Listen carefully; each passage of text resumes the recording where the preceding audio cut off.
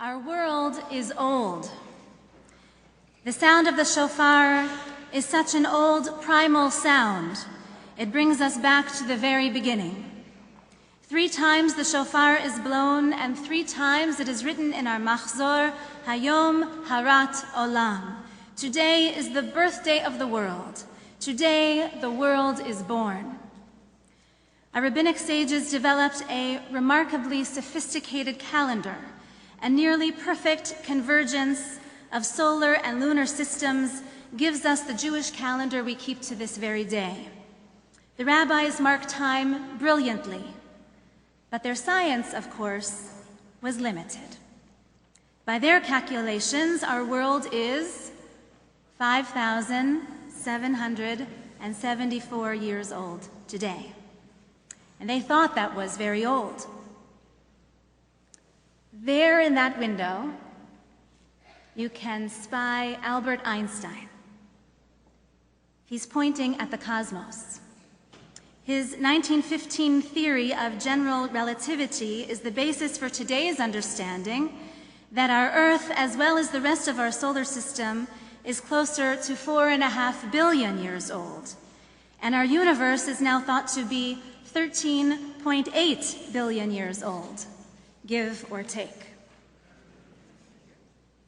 I learned that about once a month, somewhere in our galaxy, out of a pitch-black cloud of glass and dust, a new galaxy forms, and the observable universe may contain 100 billion galaxies. So perhaps 100 solar systems are formed every second. Imagine a stretch of the imagination. What could these words, Hayom Harat Olam, reveal? That the emphasis, the intention of Rosh Hashanah is not to celebrate how old the world is, but the power of this day is in celebrating how the world can be made new. The word hara means pregnancy, conception or gestation, not birth, but the process of becoming which leads up to birth. Our sages teach that God conceived the idea of the universe before getting down to the work of creation. If the rabbis wanted to declare Rosh Hashanah as the birthday of the world, they would have said Hayom Leidat Ha'olam. If they wanted to declare Rosh Hashanah as the day of the conception of this world, they would have said Hayom Harat Ha'olam. But instead we have been given these words, Hayom Harat Olam. Olam can mean eternal. A literal translation of these words reveals Hayom, today, Harat Olam. Today is an eternal pregnancy. I hear some women saying, oy vey. Today is a day that is never actually born, but infinitely conceived. It is unlimited promise. It is boundless possibility. So the world may be old, but on Rosh Hashanah we see the world renewed. Creation was not once and for all time. Creation is in the process of becoming. Now the Jewish people is also old. Abraham and Sarah, the age of the patriarchs and matriarchs was some 3,500 years ago. And that timeline is depicted in the windows that wrap around our sanctuary. Here, Abraham stands with the River Jordan at his feet, and his descendants, Isaac and Jacob, and then below them still are the Jewish immigrants to these shores. They carried a Torah scroll with them to the New World. And this timeline then continues in this direction, from Abraham to Moses, from Moses to Isaiah and the age of the prophets, from Isaiah to Yochanan ben Zakkai and the age of the rabbis, from Yochanan ben Zakkai to Moses Maimonides and the Middle Ages, from Moses Maimonides then to this side, Moses Mendelssohn and the Age of Enlightenment. From the Age of Enlightenment to the modern era, I can't see it from here, but the 1958 window is dedicated to the memorial, to the memory of the 6 million. But thank God the story doesn't end there. It continues from the flames of the Shoah to this window entitled simply Tikva, hope. This window was dedicated in 1957 to the future that they could not yet see, but was already in conception. Hayom, Harat, Olam. This is a day of never-ending potential. The Jewish people may be old, but on Rosh Hashanah we see our people renewed. Our beliefs and practice were not established once and for all time. Our law and our lore is constantly evolving. In just these few panes of glass, we see that we have renewed ourselves in each and every era, either out of necessity or ingenuity, sometimes in response to external forces and sometimes in response to an internal yearning. The Jewish people has adapted and recreated itself for every time and place. From this Moses to that Moses to that Moses. The windows continue. Some are dedicated here to Jewish life in Canada and Jewish life in the land of Israel again. The world is old, the Jewish people is old, and Holy Blossom Temple is old. Holy Blossom Temple is Toronto's first synagogue, and we have a great story to tell. Every congregant should know it and take pride in it. Professor Irving Abella writes, in 1856, Toronto was a sleepy town of some 4,000 inhabitants, including about 60 Jews. Most were of British and German origin.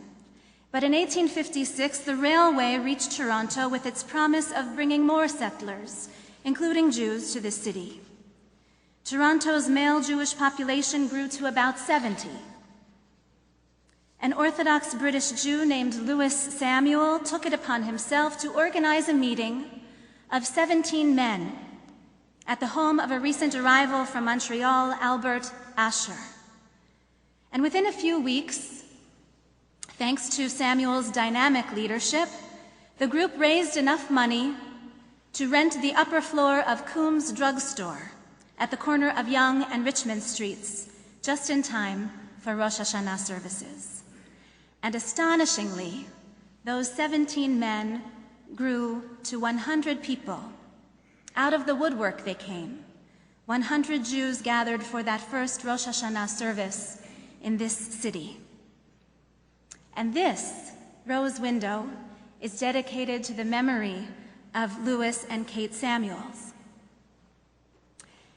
And it's another point of pride that I think it's their great-great-granddaughter, Lila, who will become bat mitzvah on this very bima this year. In time for the following Pesach, a Torah scroll arrived from Montreal, a gift from Albert Asher's parents. And it came with this silver yad. This yad is so treasured by our congregation, many know its story. Not only is it one of the oldest artifacts of Toronto Jewry, but it is also the origin, as best we know, it is the origin of our unusual namesake, Holy Blossom. Inscribed in Hebrew, it is written here, given to the sacred congregation Pirchei Kodesh, blossoms of holiness, in the city of Toronto with Torah scroll and with other holy adornments as a gift. And then the words, Ad Olam, in perpetuity. And the names of the benefactors are listed. Ad Olam. With these two little words, in perpetuity, the Asher family not only gave a gift to the fledgling congregation of Toronto, but they also gave a charge. They said, make of yourselves new blossoms of holiness. Put down roots and flourish. Holy Blossom Temple is old, but with the seasons and the years, our congregation has also renewed itself time and time again. In 1921, we made the very controversial transition from Orthodoxy to Reform Judaism. In 1938, we made the very risky move from downtown to 1950 Bathurst Street. And in the midst of the Depression, our predecessors raised the funds and raised the will to build this remarkable edifice. And the congregation was only 250 families then. With vision, leadership, good planning, and a measure of chutzpah, Holy Blossom Temple was new again. But now our temple structure is old. After 75 years of constant use, it still stands tall as a landmark institution in this city, but it is showing its age. After countless family simchas, after multiple generations of school children coming and going, after many patchwork repairs, it is now in desperate need of renewal. Thanks to Rabbi Moskowitz's vision first presented here in the year 2000, and thanks to a tenacious team, a talented team of lay leaders, and thanks to the steadfast commitment of our leading donors, our physical renewal will begin a year from October. Let me say that again. Phase 1 of our renewal project will begin after Simchat Torah next fall. Holy Blossom Temple is old, but on this Rosh Hashanah we see our congregation on the path of renewal once again. Hayom Harat Olam. So the world is old and made new. The Jewish people is old and made new. Holy Blossom Temple is old and made new. So what about us, each sitting here? Some may be young and some may be old, but on this Rosh Hashanah, each of us is acutely aware that we are a year older than we were when we gathered here together last year. And we have come in search of personal renewal this day. It is affirming to be attached to things that are old. It is exciting to be a part of things that are new.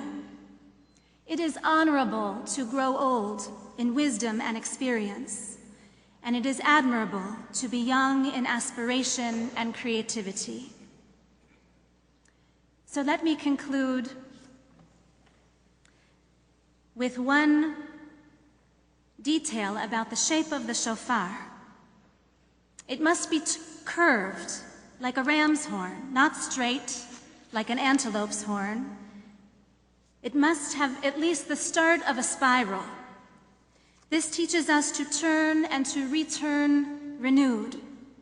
The shofar is the spiral of our DNA, an ancient braid tying us back to old ancestry, and at the same time, bringing us to find something entirely new, a unique combination. Hayom Harat Olam. Today is boundless potential for each of us, for our sacred congregation, for the Jewish people, and for all the world. Amen.